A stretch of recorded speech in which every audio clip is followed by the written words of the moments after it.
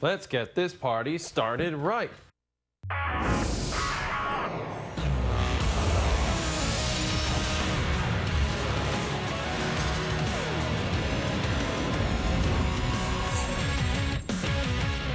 Yeah, let's get this party started right. Make it a long weekend, why don't you? I am, because I'm taking Friday off. Hey, it's SportsCenter with Jay and Dan, brought to you by McDonald's, the at-home edition, completing our 9th week of show. Oh, no, you're working tomorrow. Sorry, Jay, I keep forgetting. You'll be here Friday. Don't worry about that. And you're going to be talking a lot about the NBA return to play because, my friend, it's happening. Yes, it is, Dan. It is happening, and we now know the details, and we now know how the voting broke down. There was one team that voted against the return-to-play format. It was Portland's, because that's just what happens in Portland. The NBA Board of Governors voted 29-1 in favor of a 22-team format to restart the 2020 season in Orlando. 13 Western Conference teams, 9 Eastern Conference teams, 8 games each for a regular season at the Walt Disney World Resort. And according to ESPN, the NBA Players Association reps have a conference call set for Friday to approve the plan. Our friend Adrian Wojnarowski has pointed out that the NBA expects to play 5 or 6 games per day as they try to get those 8 regular season games done ahead of the playoffs. Training camps open at the end of the month. Free agency, by the way, would begin October the 18th when the 2021 season planned for December 1st, although the NBA will remain fluid when it comes to what happens next season. And it's time for another virtual edition of the Coors Side Seats, and we're joined by Jack Armstrong and Josh Lewinberg. Guys, this is exciting. The NBA's restarting. Your thoughts, starting with you, Jack. I'm excited. Obviously, there's a lot of things that have to be worked through. Obviously, player safety and the safety of everyone involved being number one, and then number two, the actual playing of the games and the formats and figuring all those things out. But the bottom line is this. They're back, and they're stepping in the right direction and getting things ramped up again. So I'm really excited about it and hopeful that we can have a finish to this season. And we all know this. The cream rises to the top. The best teams, when it's all said and done, they get to the finish line. And we have some great teams out there. Guys, I think they did a good job with the format, all things considered. The players and the coaches that I've spoken to over the last few weeks, they had hoped for a couple things. They hoped that it would be as fair as possible and as simple as possible. Now, both of those things are easier said than done given the circumstances, but I think they checked off those boxes. Now, the obvious caveat and the important caveat is something that Jack mentioned. There are still important health and safety issues, details that need to be sorted out here over the coming weeks. I spoke to a coach who was on a call with the league recently, and he told me that Adam Silver has assured everybody that they're not afraid to pull the plug on this over the coming weeks if it's deemed unsafe to return. So there's still work to be done before basketball can be played in Orlando. Well, guys, the Toronto Raptors have a title to defend, and now they get to defend it. Let's talk about the Raptors specifically. Second in the East, 3 games up on Boston. You're still going to play those 8 regular season games in Orlando and then get into the tournament. Do you like this format for the Raptors specifically? Well, I honestly, from a standpoint of not only the Raptors, but the top teams in the league, the Clippers, the Bucks, the Lakers in particular, I want to see how this whole plays out in terms of what's being done to reward our best teams who, during the marathon of a regular season, have done an amazing job and deserve some degree of advantage that you earn in a traditional season. So that, number one. And number two, I love their makeup. They have a veteran team. They're together. They have role definition. They have experience. They have a terrific coach. So I like all the attributes that the Raptors bring. And more importantly, they're going to be healthy compared to where they were. They had an amazing run for 64 games, decimated by injuries. And here they are now. Bottom line, they're a contender. I think there are a lot of things to like if you're the Raptors. I mean, they are an older team, so it might take some of the veteran guys a little bit more time to get back into rhythm. I think we see that every year. Kyle Lowry, over the first month or so of the season, normally takes some time to get his shot back. But that's what this training camp is for. That's what the 8 regular season games are for. And unlike some of the lower seeded teams that are going to be fighting for position and seeding, the Raptors are in a good spot. So they have the luxury of easing back a little bit. The other side of that, of course, is that they're older guys, Lowry and Gasol.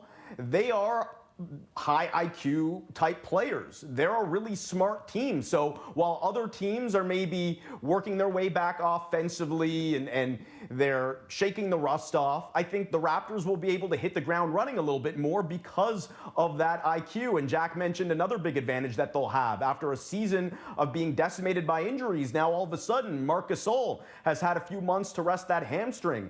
Lowry, Van Vliet, Powell, they've had some time to rest all their lingering bumps and bruises. So presumably, all these guys should be fresh when they come back, and they should be ready to play. Jack Armstrong, Josh Lewenberg, thank you. And of course, Dan, the NBA was behind the NHL in the whole return to play thing, and then they have seemingly leapfrogged the NHL, and they've got their plan ready to go. They've got their dates ready to go. Everything's set. So NHL's got to step it up now, Dan, and I understand they had some new details on Thursday. Yeah, and what's going to go on with the NHL awards, because that has to happen, right? No, it doesn't. It doesn't. This edition of Insider Training is an NB edition. That means a no Bob.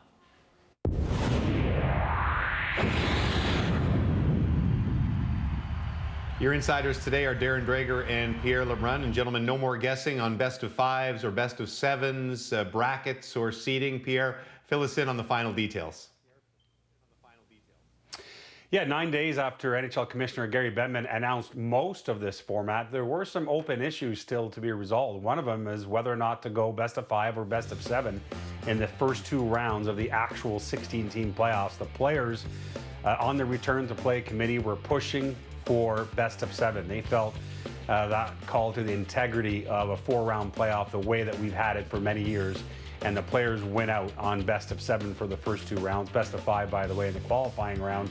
It does add some length to the playoff tournament, James. We're looking at least a week, if not up to 9 or 10 days more, because of going to best of 7s in both those 2 rounds. And if one team has to go all the way in each round between the play-in and the cup final, you're talking about 33 games potentially over 2 months for that team. But let's remember this too. This is just the format agreement. There still has to be negotiations between the NHLPA and the NHL on Phase 3, which is training camp, and Phase 4, which is the 2 hub cities, which is the protocols for testing and living inside the bubble. That's going to be a very delicate negotiation, and it's going to be a very interesting vote when the NHLPA's executive board decides whether they vote on that. Speaking of delicate negotiations, where are we at with the CBA, Drakes? Well, talks are intensifying, James, between the National Hockey League and the National Hockey League Players Association. What we know is that a ton of work was done on the CBA prior to the disruption, prior to the pause. NHL clubs want to know what the salary cap will be for 2020-21. Is it going to be in the low 80s in terms of millions of dollars, as many of us have speculated? That needs to be negotiated. The players want to know what the escrow future is and what is the escrow stability plan, if you will. You know, could it be 20% for the foreseeable future? Could it be more than 25% for the foreseeable future? Those are discussions that are ongoing right now. So you're talking about cap, escrow, HRR, but they haven't yet really gotten into what the extension term will be in those talks. How involved will the players be in these negotiations?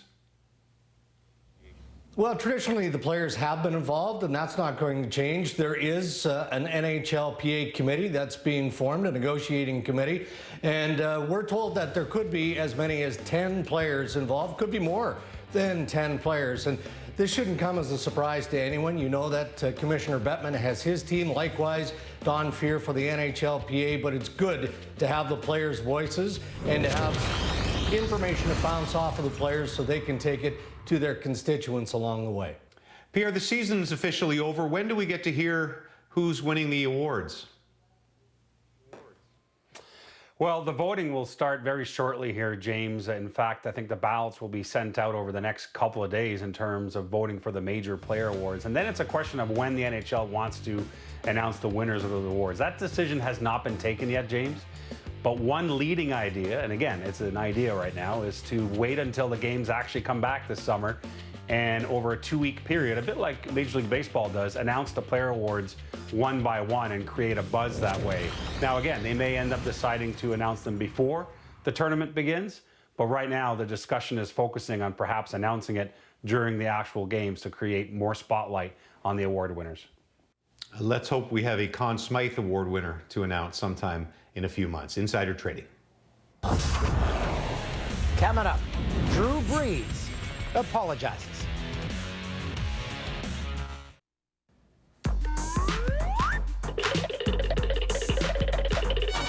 You're watching SportsCenter with Jay and Dan, brought to you by McDonald's. With all the protests that have been going on in the United States over the past couple of weeks after the George Floyd murder, you knew someone was going to make a big misstep, and that someone was New Orleans Saints quarterback Drew Brees, who voiced his support for the flag on Wednesday and offended a lot of Black Americans. But on Thursday, Dan, he did try to make amends. That's right. Brees said he wouldn't support any teammates that knelt during the playing of the national anthem, saying it was disrespectful to the soldiers, disrespectful to the flag. And he faced a hailstorm of criticism, and he did apologize on Thursday. Here's what he sent out on social media. Brees saying, "I'd like to apologize to my friends, teammates, the city of New Orleans, the Black community, NFL community, and anyone I hurt with my comments yesterday. In speaking with some of you, it breaks my heart to know the pain I've caused. In an attempt to talk about respect, unity, and solidarity centered around the American flag and the national anthem, I made comments that were insensitive and completely missed the mark on the issues we're facing right now as a country. They lacked awareness and any type of compassion or empathy. Instead, those words have become divisive and hurtful and have misled people into believing that somehow I am an enemy. This could not be further from the truth and is not an accurate reflection of my heart or my character. I'm sick about the way my comments were perceived yesterday, but I take full responsibility and accountability. I recognize that I should do less talking and more listening. And when the Black community is talking about their pain, we all need to listen. For that, I'm very sorry, and I ask your forgiveness." Brees' teammate, Mario Davis, reacted to the apology. Drew showed the ultimate move of a leader. He owned his mistake. He owned his mistake, and he moved the conversation back to the issue, which he should have spoke on the first time. That's the essence of a leader, and I think that's a model for all of America, especially that's America that's not of color, because that has been the sentiment in America for the longest, and it's missing the point. Black people have been crying for far longer than George Floyd's death, and has gone dramatically unheard. And when you see Drew Brees come out and say, "You know what? I missed the point. But now I understand my mistake. And now I'm going to do everything I can to learn from my Black brothers, learn from the Black community, and use the resources that I have to help the Black community." I think that's the model of leadership, and that's what needs to be modeled and reflected throughout America. Michael Thomas was one of Brees' teammates who responded to the apology Thursday, tweeting, "One of my brothers made a public statement yesterday that I disagreed with. He apologized, and I accept it because that's what we're taught to do as Christians." Now back to the movement, #George Floyd. Toronto FC captain Michael Bradley took part in a conference call Thursday where he gave his thoughts on President Trump's leadership in the U.S. amidst the protest of social injustice over the past couple of weeks. There is zero leadership in our country right now. Zero. We have a president who is completely empty. There isn't a moral bone in his body. This election in November is impossible to overstate how important it is. And I just hope that people are able to go to the polls in November and think about more than just what is good for them. The future of our country and the future of our democracy is at stake, and we need as many people as possible to understand that at a real level, to think about what 4 more years with Trump as president, what that would mean for, how terrible that would be for so many people. And again, to bring it back to the discussion of racial inequality and social injustice, like if we want any chance to start to fix those things, then Trump can't be president. It's simple as that. When we return, we'll preview UFC 250 this weekend. You're watching Jay and Dan on TSN.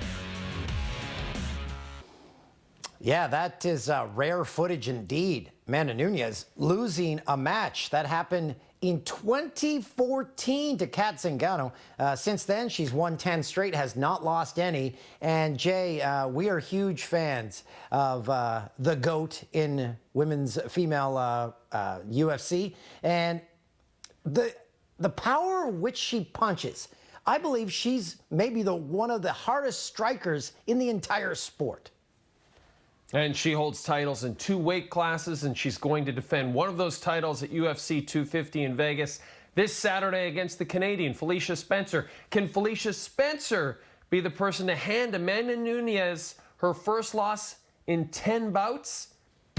Yes, UFC 250 going this Saturday night, and you can see the prelims right here on TSN. Then catch the main card featuring Spencer against Amanda Nunes for the featherweight title on pay-per-view beginning at 10 Eastern, 7 Pacific.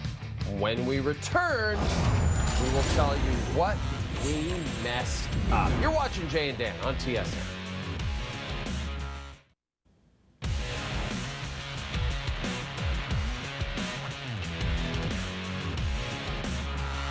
Time now for Who Delivered, presented by McDelivery. On this day in 2008, the Detroit Red Wings beat the Pittsburgh Penguins 3-2 to win the franchise's 11th Stanley Cup. Henrik Zetterberg scored the game-winning goal, won the Conn Smythe. Nick Lidstrom became the first European captain to hoist the cup. In 2008, the Red Wings definitely delivered. Which leads us to You Blew It. I just blew it there. I somehow messed up 2008. Oh. Yeah, did we mess anything up? I feel like we were pretty flawless, Dan. No, I think we were good. My kids kept yelling my name throughout the show, but it was only in commercial breaks, so it kind of timed out perfectly. Even your baby daughter? She's like a week old. How's she doing that? Advanced? Yep. Hey, she's been taught. You got to use your words around here or else you don't get no food.